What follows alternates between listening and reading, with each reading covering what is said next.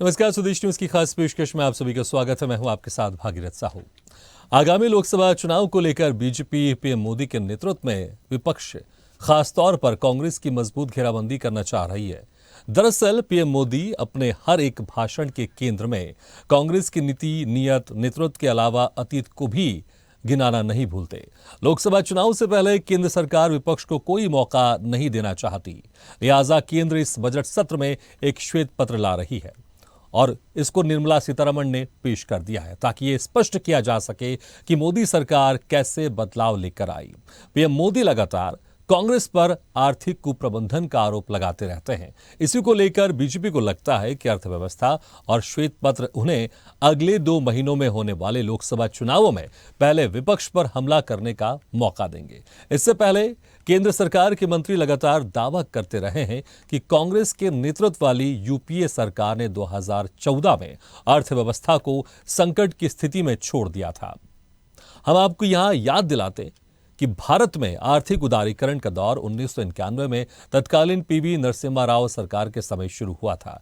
तब वित्त मंत्री के रूप में मनमोहन सिंह ने भारत के अंतर्राष्ट्रीय व्यापार संतुलन को निराशाजनक घाटे से निकालने के लिए उदारीकरण शुरू किया। तब देश का विदेशी कर्ज 35 बिलियन डॉलर से दोगुना होकर 69 बिलियन डॉलर हो गया था। भारत के पास पैसा और समय दोनों बहुत कम थे। भारतीय अर्थव्यवस्था में सुधारों की एक श्रृंखला डॉक्टर सिंह ने शुरू की, जिसे उन्होंने मानवीय चेहरे के साथ सुधारा। कहा, औद्योगिक नीति 1991 की शुरुआत के साथ लाइसेंस राज को खत्म करने की प्रस्तावना लिखी गई। इस संकट से उबरने के लिए मनमोहन सिंह ने इस बजट में भारतीय बाजार को विदेशी कंपनियों के लिए खोल दिया।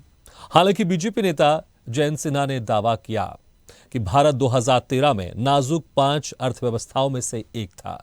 संसद के मौजूदा बजट सत्र को एक दिन बढ़ाकर 10 फरवरी तक किया जा रहा है। यह जानकारी संसदीय कार्य मंत्री प्रहलाद जोशी ने दी। दरअसल सरकार 2014 से पहले और बाद में भारतीय अर्थव्यवस्था की स्थिति की तुलना करते हुए एक श्वेत पत्र पेश करने की योजना बना रही है।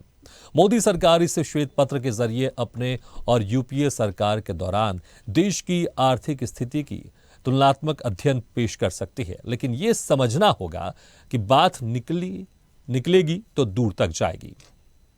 एक भव्य दिव्य वातावरण बना है, उसको नजर न रख जाए, इसलिए काला टीका करने का एक प्रयास हुआ है।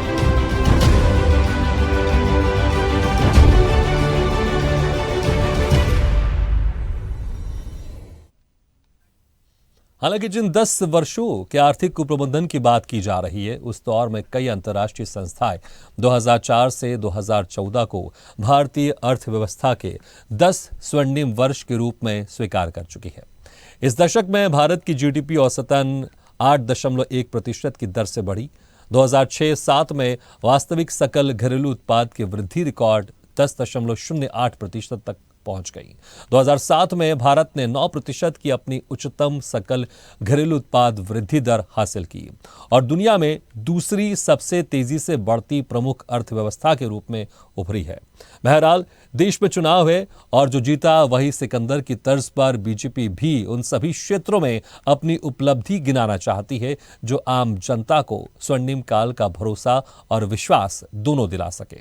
इधर कांग्रेस अध्यक्ष मल्लिकार्जुन खड़गे ने मोदी सरकार के खिलाफ ब्लैक पेपर जारी किया। उन्होंने कहा कि हम बेरोजगारी का मुख्य मुद्दा उठा रहे हैं, जिस पर बीजेपी कभी बात नहीं करती। केरल, कर्नाटक, तेलंगाना जैसे गैर बीजेपी राज्यों के साथ भेदभाव किया जा रहा है। खड़गे ने कहा कि देश में लोकतंत्र को खतरा है। पिछले 10 साल में 411 विधायकों को बीजेपी ने अपने पाले में कर लिया है। उन्होंने कांग्रेस की कई सरकारें गिराई। इधर कांग्रेस सांसद अधीर रंजन चौधरी ने कहा कि सरकार व्हाइट पेपर लेकर आई है, हमें कोई हर्ज नहीं है, लेकिन मेहुल चोकसी के पेपर भी सदन में लाने चाहिए, क्योंकि तुम्हारी सरकार में बैंकों को लूटा जाता है। जो लोग बैंक को लूटकर विदेश में भाग जाते हैं, उनके साथ आपका क्या संबंध है? मोदी सरकार के खिलाफ ब्लैक पेपर लाई कांग्रेस। खड़गे ने कहा, एनडीए का मतलब नो डेटा अवेलेबल है। भाजपा के पास कोई आंकड़े नहीं है, वो सच नहीं बोल सकते, वो झूठ बोलते रहते हैं। जाहिर है आने वाले कुछ दिनों में देश की राजनीति में ब्लैक और व्हाइट का शोर सुनाई देगा, जिसके राजनीतिक मायने भी होंगे, लेकिन आज की चर्चा में राजनीति के साथ हम कुछ ऐसे मेहमानों को भी जोड़ रहे हैं जिनसे ये समझने में आसानी होगी कि क्या वाकई में राजनीति से इतर 2004 से लेकर 24 तक देश की अर्थव्यवस्था की विकास यात्रा कैसी थी, हर दल का योगदान था और इससे कितने परिवर्तन हुए। अब पांचवी सबसे बड़ी अर्थव्यवस्था है, तो क्या पूर्ववर्ती सरकारों का योगदान था या नहीं, इसी पर हम चर्चा करेंगे। लेकिन पहले कुछ प्रतिक्रिया सुन लेते हैं। कामयाबों को सुनाते हैं और उनके फेल्यूअर्स को छुपाते हैं, और जो हम उनके फेल्यूअर्स के बारे में भी जब कहते हैं तब भी हमको उतना उसको महत्व नहीं दिया जाता है। तो इसलिए हमने सोचा कि एक ब्लैक पेपर इस सरकार के खिलाफ निकालना और लोगों को बताना, इस दृष्टि से आज हम ये आपके सामने रख रहे हैं। हमारे यहाँ कोई बच्चा कुछ अच्छी चीज कर लेता है, कोई बच्चा अच्छे कपड़े वपड़े पहन करके अवसर के लिए तैयार होता है, तो परिवार में एक आध स्वजन आ जाता है, अरे किसी की नजर लग जाएगी, इसको काला टीका कर दो, तो ऐसे काला टीका कर देते हैं। आज देश पिछले 10 साल में समृद्धि के नए नए शिखर सर कर रहा है। एक भव्य दिव्य वातावरण बना है, उसको नजर न लग जाए, इसलिए काला टीका करने का आज प्रयास हुआ है।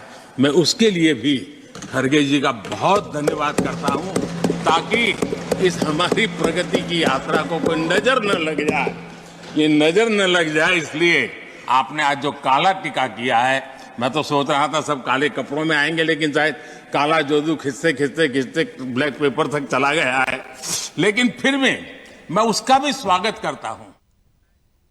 तो यहां पर सत्ता पक्ष की तरफ से श्वेत पत्र जारी किया गया और जो पूर्ववर्ती सरकार थी 2014 के पहले, उसकी खामियां गिनाई गई और वहीं अपनी सरकार की उपलब्धियां गिनाई गई। उसके पहले कांग्रेस की तरफ से भी यहां पर ब्लैक पेपर जारी किया गया और सरकार की विफलता गिना गई। अब यहां पर ब्लैक और व्हाइट पेपर को लेकर घमासान मचा हुआ है। चलिए इसी पर हम खास चर्चा शुरू करते हैं कि आखिर हम जो बात करते हैं, विकास की बात करते हैं, आर्थिक स्थिति की बात करते हैं, किस तरह से भारत की आर्थिक स्थिति रही दोनों की सरकारों में, चाहे एनडीए की बात करें या यूपीए सरकार की बात करें। और जो मेहमान हमारे साथ जुड़े हैं, मैं उनका आप लोगों से तारुफ कराता हूं। हमारे साथ हैं बीजेपी प्रवक्ता दिल्ली से रमाकांत मिश्रा जी, कांग्रेस प्रवक्ता दिल्ली से स्वामीनाथ जायसवाल जी, आपसे पूर्व विधायक के दिल्ली से हमारे साथ जुड़ रही हैं शीला रानी जी, और आर्थिक विश्लेषक स्टूडियो में हमारे साथ मौजूद हैं सीए नवनीत गर्ग जी, और अध्यक्ष हैं बेक्यू युवा विंग से यूपी से हमारे साथ जुड़ रहे हैं चौधरी दिगंबर सिंह जी, और भोपाल चैम्बर ऑफ कॉमर्स से हमारे साथ इस वक्त जो प्रवक्ता जुड़े हुए हैं अजय देवनानी जी हमारे साथ स्टूडियो में मौजूद हैं, और स्वदेश न्यूज के managing editor RP Srivastava. Sir,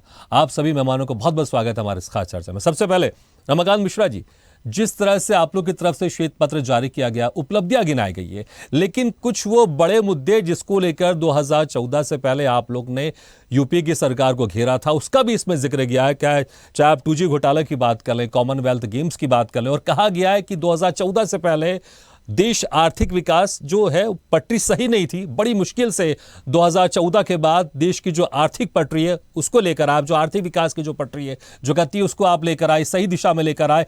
लेकिन पूरी तरह से आपने यूपीए सरकार पर एक तरह से जिम्मेदारी यहां पर थोपी है कि जो भी स्थिति थी पहले, खराब स्थिति थी, उसमें यूपीए सरकार का हाथ था। और हमने, अगर आज देश तरक्की कर रहा है, अगर आज 11वें पायदान से 5वें पायदान की आर्थिक स्थिति बनी है देश, तो उसमें सिर्फ एनडीए सरकार का ही योगदान है।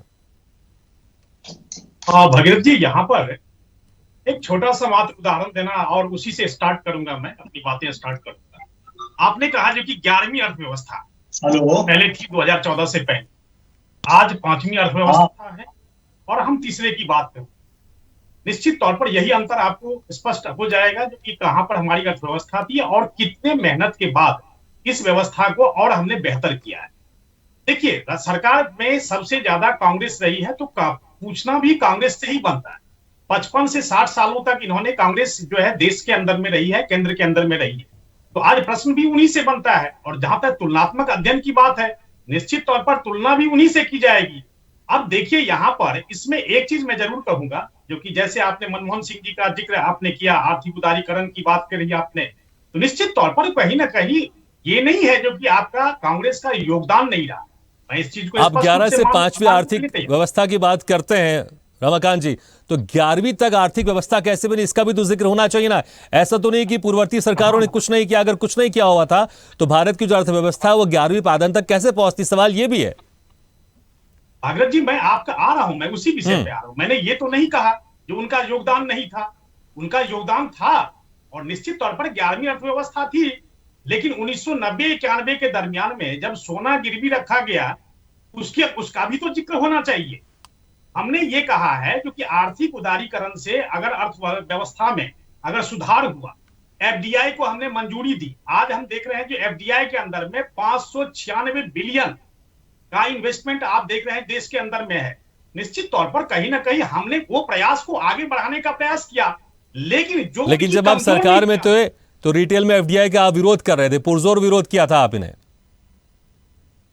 जब विरोध किया था उस समय की बात कुछ और थी, उस समय में परिस्थितियां कुछ और थी, इसीलिए हमने विरोध किया था। कांग्रेस की नीतियों के खिलाफ हमने विरोध किया था। लेकिन आज अगर आर्थिक उदारीकरण की अगर हम बात कर रहे हैं और अर्थव्यवस्था अगर बेहतर स्थिति में हुई है, तो मैं उस चीज को मना भी नहीं कर रहा हूं। हम ये तो नहीं कह रहे हैं कि हम डिनाई ही कर रहे हैं कांग्रेस का, उसका योगदान ही नहीं है। मैं ये भी कह रहा हूं तो उसका जो नीति था, जो स्पष्ट नीति थी, उनकी जो अच्छी नीति थी, हमने उस देश ने उस नीति को अडॉप्ट किया और आगे बढ़ने का प्रयास किया। लेकिन उनकी जो कमजोर नीतियां हैं, तो निश्चित तौर पर उसका भी तो जिक्र होना चाहिए। जैसे आपने श्वेत पत्र के बदले ब्लैक पेपर लाने का प्रयास किया आपने, तो निश्चित तौर पर अगर तुलना किया जाएगा, कांग्रेस ज्यादा से ज्यादा केंद्र सरकार में रही है, केंद्र में रही है, तो उनसे तुलना तो बनता ही बनता है। देखिए अभी भी देश के अंदर में 2014 के बाद आप एक चीज बताइए, 2014 से पहले गैस कनेक्शन लेने के लिए जब हम जाते थे तो वहां पर क्या स्थिति होती थी।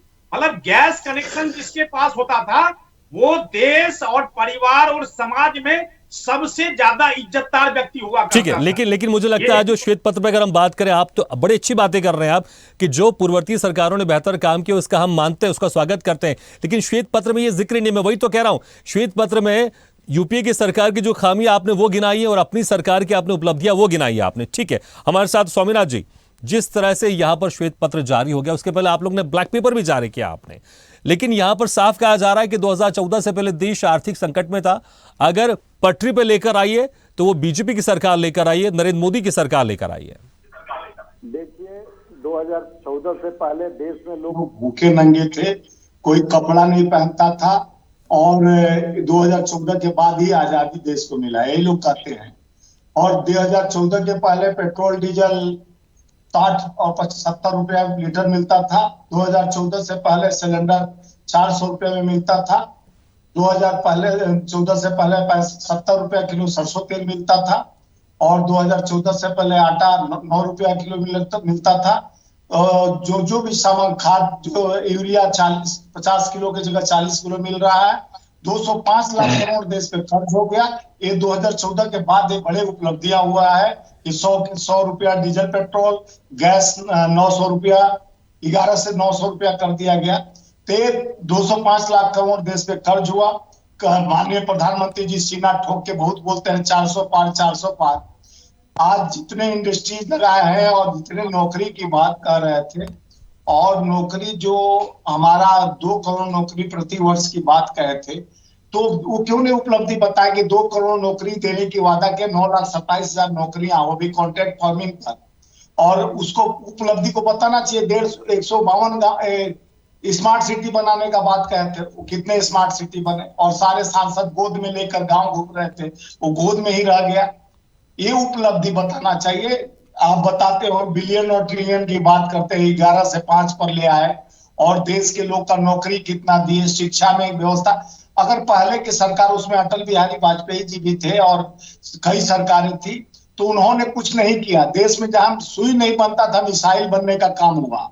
जहां सरकार कह रही कि आपकी सरकार में, आपके कार्यकाल में 2G घोटाला हुआ, स्पेक्ट्रम घोटाला हुआ, कॉमनवेल्थ घोटाला हुआ, इसका भी जिक्र किया गया, जिसको लेकर 2014 से पहले लगातार बीजेपी आप पर आरोप लगाती रही हो। कहीं ना कहीं वो बड़े मुद्दे थे जिसकी वजह से 2014 में मोदी सरकार बनी थी। साहू जी, ये लोग लगाना जानते हैं लेकिन छुपाना भी जानते हैं। जिस तरह से अजीत पवार को कहते थे चक्की पिसिंग एंड पिसिंग, 70,000 करोड़ का अघोषित लुटेरा, यही लोग बोलते थे। 12 लाख करोड़ का हिमंता विश्व शर्मा लुटेरा, यही लोग बोलते थे।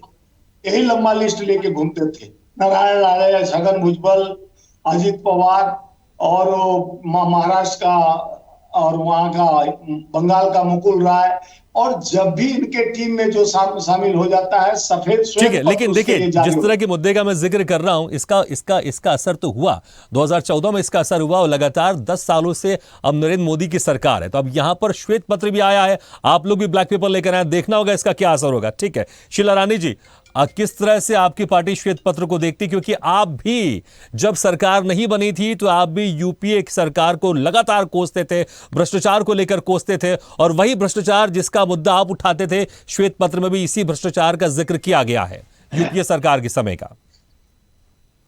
शीला रानी सर, ऐसा मैं तो ये कहूंगी कि मोदी सरकार क्या कर रही है, कुछ भी नहीं कर रही है हमारे देशवासियों के लिए। हमारे बच्चे भूखे मर रहे हैं, नौकरियां नहीं है, कुछ नहीं है, गैस सिलेंडर कितना महंगा, सब कुछ महंगाई कर रखी है।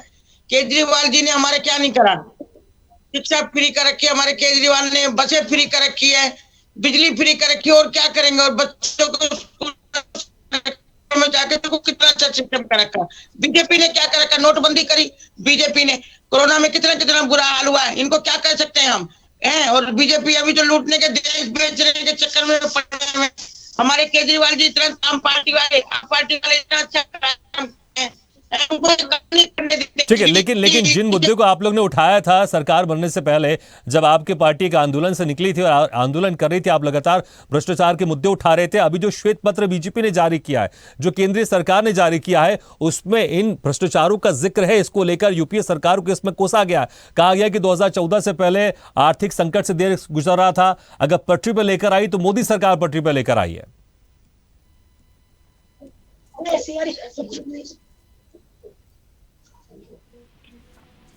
शीला जी। हाँ जी, आपको मेरी बात सुनाई दे रही शीला जी? हाँ जी, हाँ सुनाई। शीला जी, श्वेत पत्र को लेकर क्या कहेंगे आप?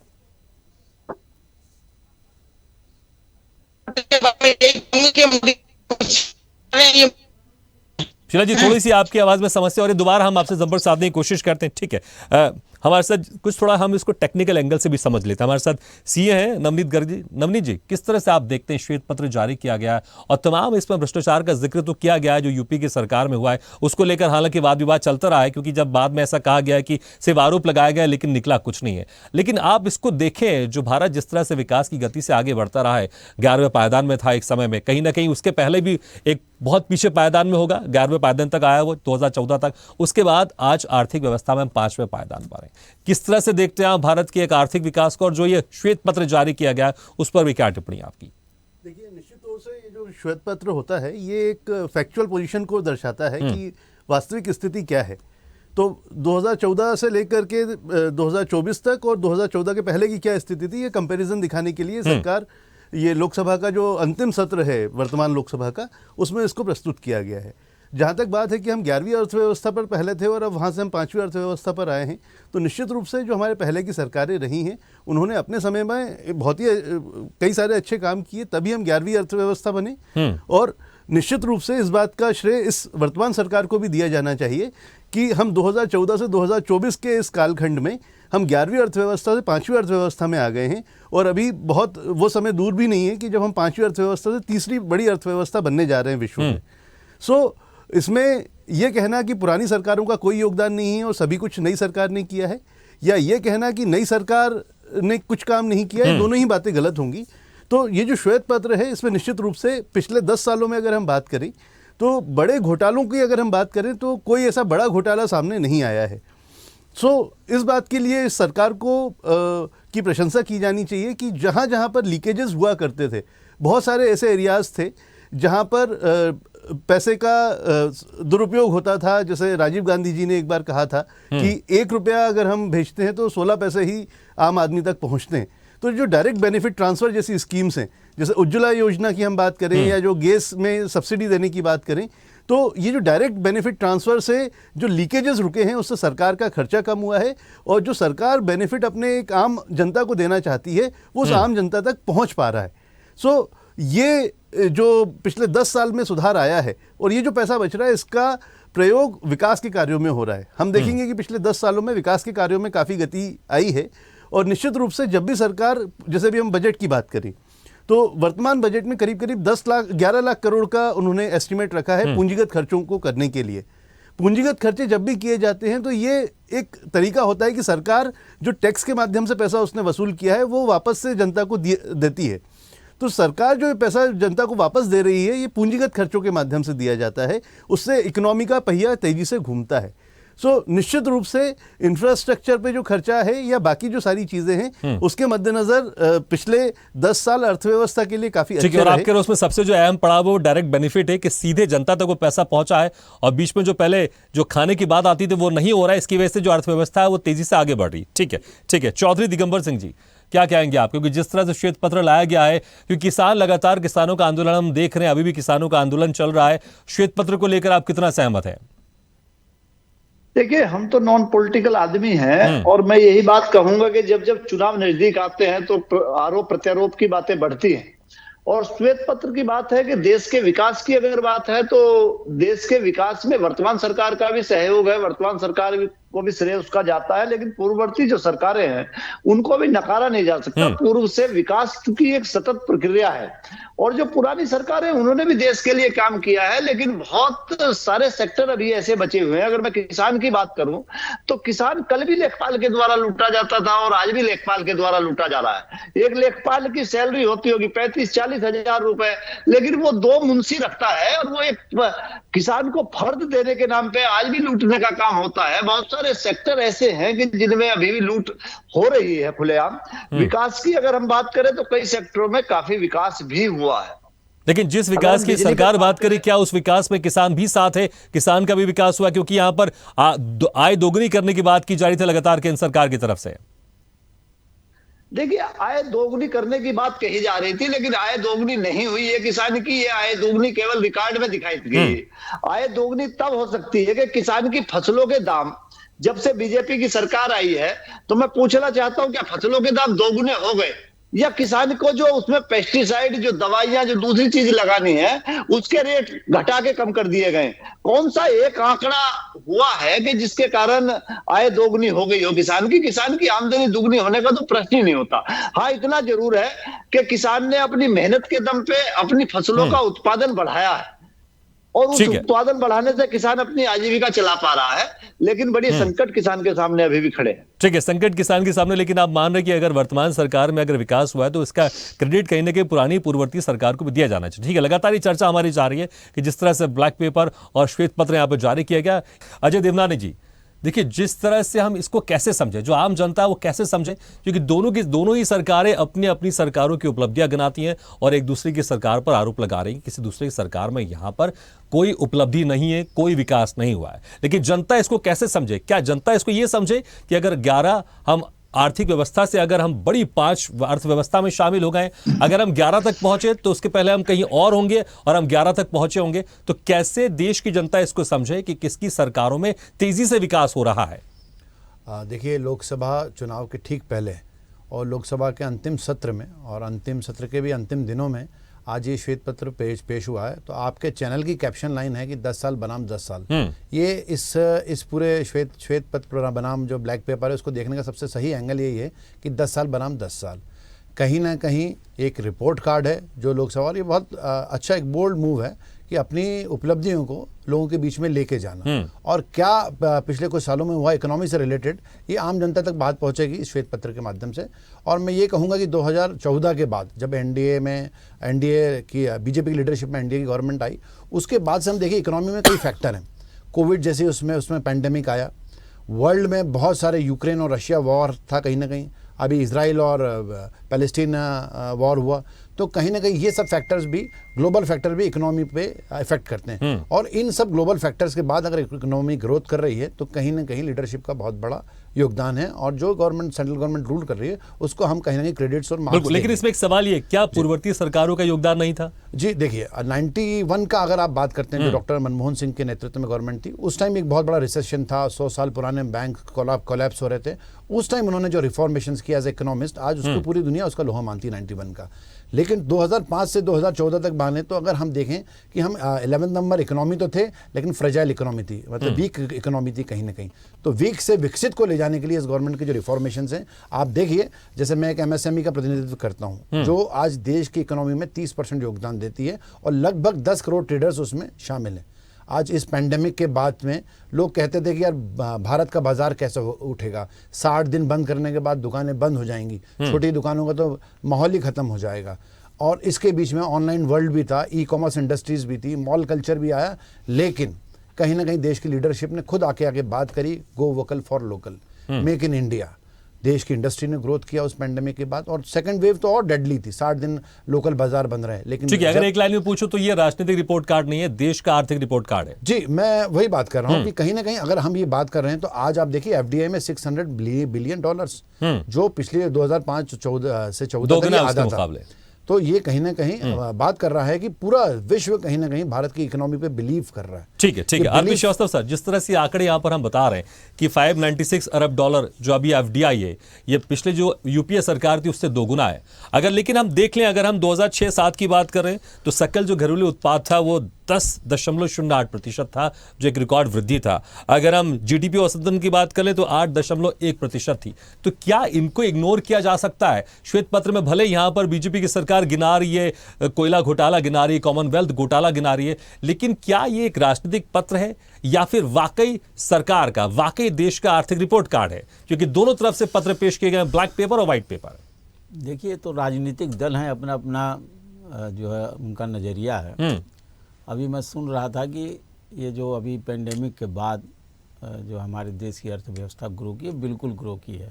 लेकिन 2004 से 2014 तक का अगर आप देखें तो 2008 में वैश्विक मंदी थी, पूरी दुनिया की जो है आर्थिक मंदी से झेल रहा था। सिर्फ एक देश अपना था जो आर्थिक मंदी झेलने को बड़ी आसानी से निपट लिया। तो ये किसकी देन है?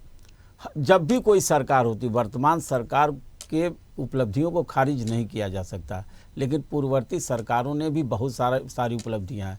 जब 1991 में जब नरसिम्हा राव सरकार आई, उसके पहले कितनी सरकारें इसी देश में बनी।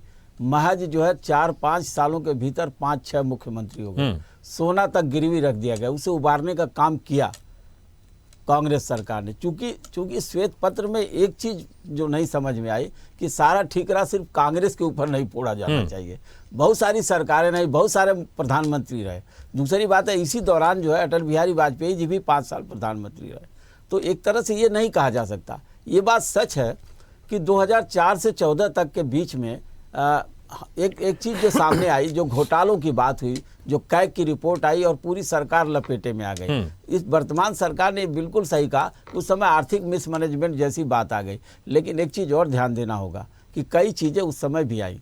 आप देखिए, एफडीआई उन्हीं का जब विरोध हो रहा था, कितने आर्थिक के साथ साथ सामाजिक सुधार हुए। आरटीई आया, फूड सिक्योरिटी बिल आया जिस पर आगे बढ़ रही है। आधार कार्ड का बहुत विरोध हो रहा था, उस पर सरकार आगे बढ़ रही है। तो जो ट्रांसपेरेंसी, जो अकाउंटेबिलिटी वर्तमान सरकार ने, पूरी पूर्ववर्ती सरकार ने एक नींव खड़ी किया था, एक जो मजबूत नींव खड़ी किया था, जिसके आधार पर आगे बढ़ाया जा सकता। तो हमें लगता है कि ये जो श्वेत पत्र आया है, पहली बात तो इसकी ज़रूरत उतनी ज़्यादा नहीं थी, इसलिए ज़रूरत नहीं थी मेरी समझ से, कि सरकार अच्छा करे सारी दुनिया जान। लेकिन एक चीज़ और है, इसके आड़ में अगर पिछली सरकारों के जो है उपलब्धियों को एक तरह से खारिज करना, हमें लगता है कि कहीं न कहीं देश के लिए एक अच्छी बात नहीं होगी। जो भी सरकार होती देश के लिए अच्छा काम करती। वर्तमान सरकार ने बहुत सारा काम किया, अच्छा काम किया है। और जहाँ तक अभी हमारे साथी बता रहे थे कि पेंडेमिक के बाद बढ़ा है, आपको हम याद दिलाएं, सबसे ज़्यादा दुनिया में जब जो है जापान के ऊपर नागासाकी हिरोशिमा बम बरसा गया, उसके बाद दुनिया की सबसे तेज बढ़ती हुई अर्थव्यवस्था कोई था तो जापान था। आज भी हम जापान से पीछे हैं, भले हम ये बताते हो कि हम 5वीं अर्थव्यवस्था, फिर भी तो जापान से पीछे हैं। मेरा ये कहना है कि हर सरकारें अच्छा काम करती हैं, लेकिन जब मुद्दा पॉलिटिकल राजनीतिक हो जाता है तो निश्चित रूप से एक दूसरे के ऊपर छीटाकशी शुरू हो जाती है। और जिनकी कमियां हैं उनको तो वर्तमान सरकार गिनाती है, लेकिन अपनी कमियों के बारे में नहीं बताती है। और भी आज की डेट में बहुत सारी कमियां हैं, जैसे बेरोजगारी दर बढ़ी है, तमाम चीज़ें हैं। इन सारी चीज़ों पर भी ध्यान देने की ज़रूरत है। और बिल्कुल ऐसे समय में जब श्वेत पत्र आया, जब 2024 में चुनाव हो रहा, तो सत्ता पक्ष और विपक्ष एक दूसरे के सामने आमने सामने खड़े जरूर होंगे। बिल्कुल, तो देखना होगा जनता किसके पत्र पर ज्यादा विश्वास करती है। लेकिन रमाकांत मिश्रा जी, देखिए जिस तरह से आप एक तरह से देश के आर्थिक विकास का आप रिपोर्ट कार्ड लेकर आए, लेकिन आपने ये जिक्र नहीं किया कि 2006-07 में जो सकल घरेलू उत्पाद थी वो रिकॉर्ड वृद्धि में थी 10.08%, जो एवरेज जीडीपी थी वो 8.1% थी। अगर देखें आप लोग की सरकारों में पिछले 10 सालों में कभी इस तरह से बेहतर या आंकड़ों की बात करो, इस तरह के बेहतर आंकड़े नहीं दिखाई दिए। तो ये अच्छी बात है, आपने इसमें मेंशन नहीं की, चाहते तो कर सकते थे। अगर आपने यूपीए सरकार में हुए घोटालों को जिक्र किया है तो ये अच्छी बातें भी तो जिक्र कर सकते थे। आपने कहा जो कि हमने जिक्र नहीं किया, मैंने अपने पहले ही वक्तव्य में कहा जो कि 1991 का जो दौर था, निश्चित तौर पर उस समय की जो पॉलिसी आई थी हम उसका भी सराहना कर रहे हैं। और हम ये नहीं कह रहे हैं उनका योगदान नहीं है, योगदान निश्चित तौर पर है और हमने ये अपने पहले ही वक्तव्य में बता दिया था। दूसरी बात ये थी जो कि आप जो कह रहे हैं, जो कि ये जो जीडीपी की रेट कह रहे हैं 10 के आसपास, 8 के आसपास थी, हाँ। या सकल घरेलू उत्पाद आप कह रहे हैं जो कि 10 के आसपास थी, तो आप एक चीज बता दीजिए आप, जो क्या उस समय में पेंडेमिक जैसा भी स्थिति था जहां पर जीडीपी माइनस में चली गई थी? ये भी उसका भी तो बड़ा रिसेशन आया था 2007 में, पूरी दुनिया में बड़ा रिसेशन आया था। अरे सर मैं वही तो कह रहा, अगर रिसेशन आया था तो 2020 के अंदर में जो पेंडेमिक आई थी वो तो पूरी दुनिया को एक तरह से निगलने का काम कर रही थी। वहां पर तो देख रहे हैं जो कि कितने भी विकसित देश, चाहे अमेरिका हो, इंग्लैंड हो, फ्रांस हो, रशिया हो, हर एक की जीडीपी आप माइनस में देख रहे थे। भारत की भी जीडीपी माइनस में थी। उसके बाद जब हम रिकवरी हमने किया है, हमने जो वो पॉलिसी लेकर के आए और हमने उसको आर्थिक सुधार में लगातार ही प्रयास किया हमने। तो आज अगर हम 7.5 अगर IMF भी रिकॉग्नाइज कर रहा है तो निश्चित तौर पर इसकी उपलब्धि मानी जाएगी। दूसरी चीज आपने ये कहा जो कि उसके योगदान को नकारा नहीं जा सकता, हमने कभी नकारने का काम नहीं मेंशन कर देते, बात ही खत्म हो जाती। मुझे लगता है इस तरह से हम डिबेट कर भी नहीं रहे होते, मेंशन कर देते आप उसको। आप सर मैं कह रहा हूं अगर 50 साल से कांग्रेस अगर सत्ता में रही है तो क्या ये तुलना तो उन्हीं से किया जाना चाहिए। अभी हमारे एडिटर कह रहे थे, अभी मैं उनका बड़ा सम्मान करता हूं, लेकिन उन्होंने कहा जो कि जैसे आर्थिक उदारीकरण हो चाहे कुछ भी हो, केवल कांग्रेस से ही ये प्रश्न, मैं कह रहा हूं कांग्रेस से इसलिए प्रश्न किया जा रहा है क्योंकि नहीं, उनसे तो प्रश्न मुझे लग रहा है आप लोग जब से सरकार बनी आप लोग उनसे प्रश्न कर ही रहे हैं, लेकिन मुझे लगता है जवाब आपको देना चाहिए। अब सरकार आपकी 10 साल हो गए, मुझे लगता है पुरानी सरकार ने क्या किया इसका जिक्र करके आप क्या कर रही है होना चाहिए। लेकिन हाँ, अगर पिछली सरकार को कोई योगदान रहा उसको आप जिक्र कर देते तो मुझे लगता है एक अच्छी राजनीति परंपरा होती। नहीं तो यहां पर यह लगेगा ये सिर्फ श्वेत पत्र नहीं, ये हमारे देश की आर्थिक स्थिति का श्वेत पत्र नहीं है, ये एनडीए सरकार का ये एक श्वेत पत्र है और राजनीति से प्रेरित है कहीं ना कहीं। ठीक है, स्वामीनाथ जायसवाल जी, देखिए आप लोग ब्लैक पेपर लेकर आए, ऐसा लगता है ये राजनीति से प्रेरित है क्योंकि सत्ता पक्ष यही कह रहे हैं। अब श्वेत पत्र लेकर आइए सत्ता पक्ष, तो आप लोग भी कह रहे हैं कि इसमें सब कुछ झूठा है, तो जनता क्या करे? जनता को लग रहा है कि दोनों तरफ से राजनीति हो रही है। देखिए हम विपक्ष में हैं और अभी मिश्रा जी बोल रहे थे जब से मोदी जी बने हैं तब से विपक्ष से ही सवाल कर रहे हैं, सवाल भी अपने ही कर रहे हैं, जवाब भी अपने ही दे रहे हैं। कभी किस सब मन की बात खाली करते हैं, नोटबंदी उनकी नाकामी, जीएसटी पर जितना व्यापार बंद हो गया, कोरोना काल में देखिए एनडीए का मतलब हो गया नो डाटा अवेलेबल। सही बात है, श्रमिक मरे उसमें पूछा गया, हम लोग बहुत पत्र लिखे, मैं मजदूरों का नेता हूं। लेकिन आप कह रहे हैं डेटा अवेलेबल नहीं, तो डेटा तो पूरा बताया है श्वेत पत्र में आज एनडीए सरकार ने आज बताया है। अब पश्चात क्या होता है जब चिड़िया चुन गई को। अब चुनाव के माहौल में श्वेत पत्र जारी कर रहे हैं, अभी तो खेत की फसल अभी बननी बाकी है, 2024 के लोकसभा चुनाव बाकी है। अब चुनाव आ रहे हैं तो मोदी जी राम को ले आए हैं, चुनाव आ गए तो मोदी जी कह रहे मैं राम को ले आया हूँ। क्या मोदी जी राम को लेके आए हैं? राम तो पहले से ही थे, मोदी जी कह रहे चुनाव आ गए तो मैं राम को लेके आया हूँ। ठीक है, समय मेरे पास कम। शीला जी श्वेत पत्र को लेकर क्या ऐड करना चाहेंगे? क्योंकि मैंने फिर वही कहा, मोदी जी बनते हैं, देश के लोकतंत्र और संविधान में आरटीआई लाया गया। जो कांग्रेस अगर भ्रष्टाचार की होती तो आरटीआई लाती, ये कानून लाएगा, ठीक है मनरेगा तो क्या लाएगा, क्या अब मजदूरों आप के लोग लिए। भी कोई श्वेत पत्र लेकर आ रहे हैं अपनी उपलब्धियों को लेकर जो आप लोग की सरकार में रही है? क्योंकि ब्लैक पेपर तो लेकर आ गए कि मोदी सरकार की क्या विफलताएं थी, आप लोग भी कोई पेपर लेकर आ रहे हैं, अपनी उपलब्धियां गिनाएंगे? कि देश के इतने बड़े नाकाम प्रधानमंत्री 205 लाख करोड़ देश पे कर्ज रखने के बाद आर्थिक स्थिति का सुधार नहीं हुआ और महंगाई दिनों दिन बढ़ते जा रहा है। जो मैं कहा महंगाई वो क्यों नहीं बोलते हैं कि सरसों तेल 200 रुपया किलो, पेट्रोल डीजल 100 रुपया लीटर हो गया, 900 रुपया में सिलेंडर हो गया।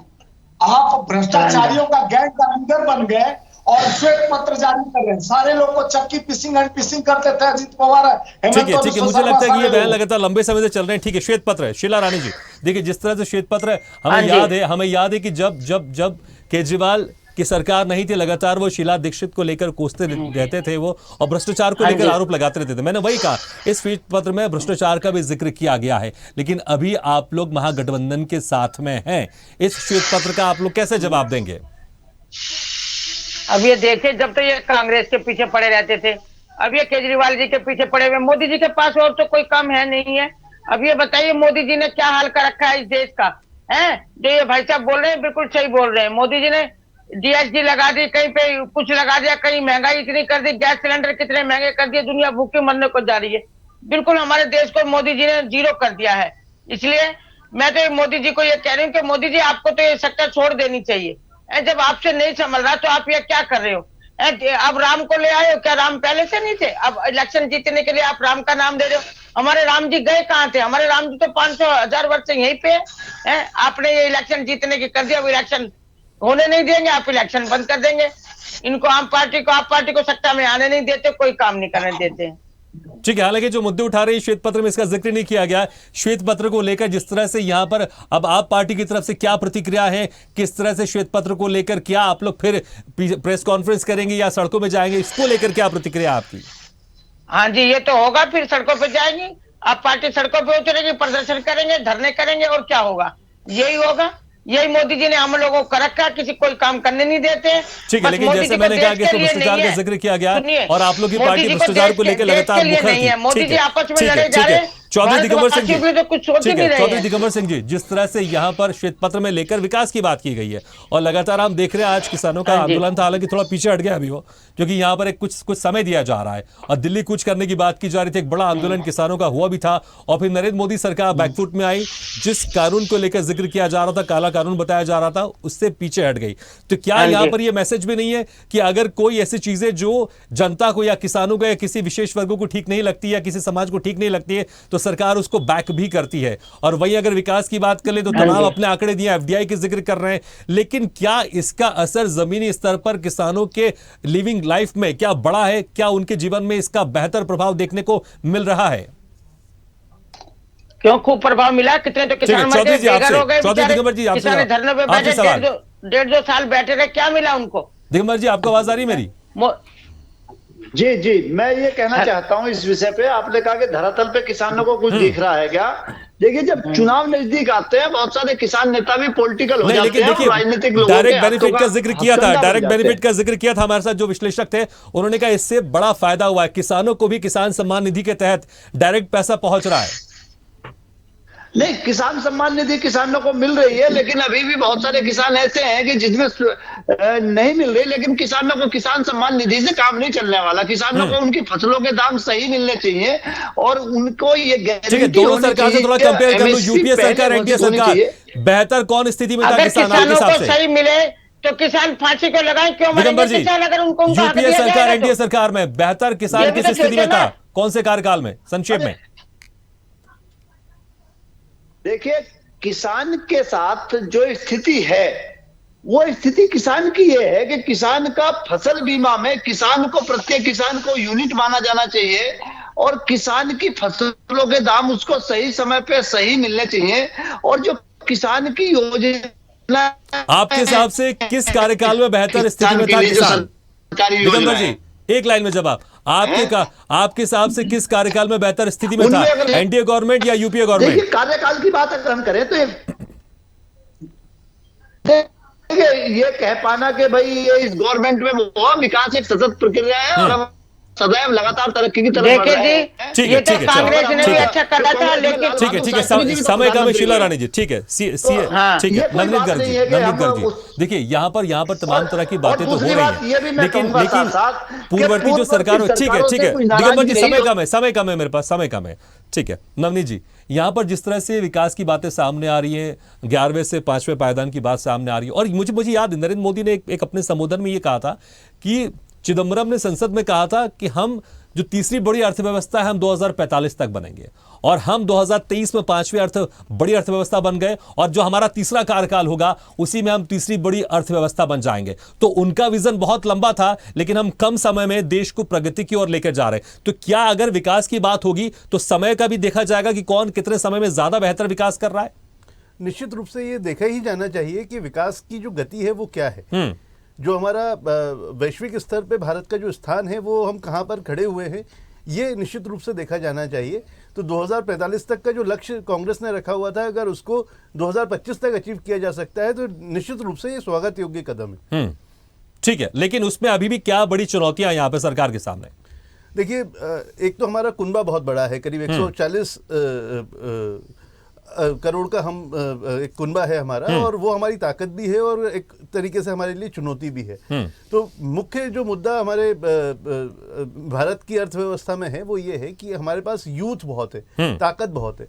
अब इसको एक सही दिशा देने वाला नेतृत्व हमें चाहिए कि अगर नेतृत्व इसको सही दिशा देगा तो ये विकास की गति को बहुत तेजी से आगे बढ़ाया जा सकता है। और अगर यही युवा हमारे दिशाहीन हो गए तो विकास की बात करना फिर बेमानी हो जाएगा। तो कुल मिलाकर के बात यह है कि एक भारत अभी जिस दोराहे पे खड़ा है, यहाँ से विकास और विनाश दोनों ही रास्ते निकलते हैं। अब एक अच्छा नेतृत्व अगर होगा तो डेफिनेटली हम विकास के रास्ते पे चलेंगे, और वो दिन भी दूर नहीं है कि जब हम विश्व की शायद पहले नंबर की अर्थव्यवस्था बन जाएं।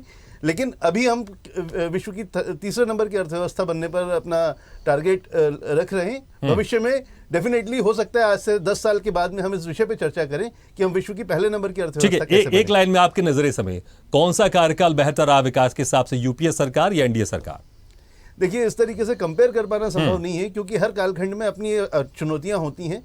जैसे कि एडिटर साहब ने भी जिक्र किया कि भाई पूरे विश्व में एक ठीक है, तो आप चुनौतियों की बात करो, कंपेयर करना थोड़ा मुश्किल है। ठीक है, अजय देवनानी जी, कंपेयर करना क्या वाकई मुश्किल है? क्योंकि यहाँ पर तो श्वेत पत्र में कंपैरिजन बताया गया है, और रही बात चुनौतियों की, क्या कुछ चुनौतियां भी सामने है? जी, मैं ये समझता हूँ कि आज ये श्वेत पत्र जो प्रस्तुत हुआ है और ये इकोनॉमी पे डिबेट हो रही है, यही एक सुनहरा पक्ष है आज, अगर आज की डिबेट का देखा जाए तो। और मैं आपको बताऊं कि 2047 में जो विकसित भारत की बात कही गई है, तो ये उसका रोड मैप है। ये जो उस रोड मैप को दिखाया जा रहा है, ये श्वेत पत्र वो रोड मैप है। और कहीं ना कहीं जैसे आज एक बहुत बड़ा कंफ्यूजन हो रहा है हमारे पास जीडीपी पे कि 2007-8 में जीडीपी 10% थी या 9% थी। मैं आपको बताऊं, अभी बजट के पहले, बजट के जस्ट पहले इकोनॉमिक सर्वे जो हुआ उसमें यह है कि जितनी भी है भारत की जो इकोनॉमी है, वो जो कमिंग फाइनेंशियल ईयर के लिए है, वो 7% या 7.5% के आसपास जीडीपी ग्रोथ दिखाई गई कितनी होगी। और उसके मुकाबले जो अदर्स डेवलप्ड कंट्रीज हैं, चाहे जापान हो, चाहे अमेरिका, यूएस है, उन सब की ग्रोथ 1 से 2% थी, और पूरे वर्ल्ड इकोनॉमी की ग्रोथ 3% के आसपास है। आज एमएसएमई को, मैं भाई बना आपसे बात करें कि एमएसएमई को जितना सपोर्ट आ रहा है, नवनीत जी की बात को समर्थन करते हुए, कि आज भारत के स्टार्टअप्स का, भारत के एंटरप्रेन्योर्स का आज पूरा विश्व लोहा मान रहा है। तो ये कहीं ना कहीं योजना 10 साल में आई है। और मैंने कहा कि कहीं ना कहीं अपनी योजनाओं को, और खासकर फर्स्ट ईयर में हमने देखा कि इकोनॉमी के ऊपर बहुत सारी बात हुई एनडीए गवर्नमेंट के ऊपर, उसमें डीमोनेटाइजेशन चीजें नई, एक रिवोल्यूशनरी डीमोनेटाइजेशन जैसा कदम हुआ। लेकिन अगर विकास की बात होगी तो समय की बात होगी कि कौन कितना तेजी से विकास कर रहा है। विकास तो हर सरकार में हो रहा है, लेकिन कौन सी सरकार कितनी तेजी से विकास कर रही है? जी, निश्चित तौर तक अगर पिछली बार मैं एक बजट डिबेट में बैठा था, इस बार तो इंटरिम बजट था, तो पिछली बार एक बजट डिबेट में बैठा था तो हम 5 ट्रिलियन इकोनॉमी की बात कर रहे थे। आज हम 2030 में 3rd लार्जेस्ट इकोनॉमी की बात कर रहे हैं 5-6 साल के अंदर, और 7 ट्रिलियन इकोनॉमी को पार करने की बात कर रहे हैं।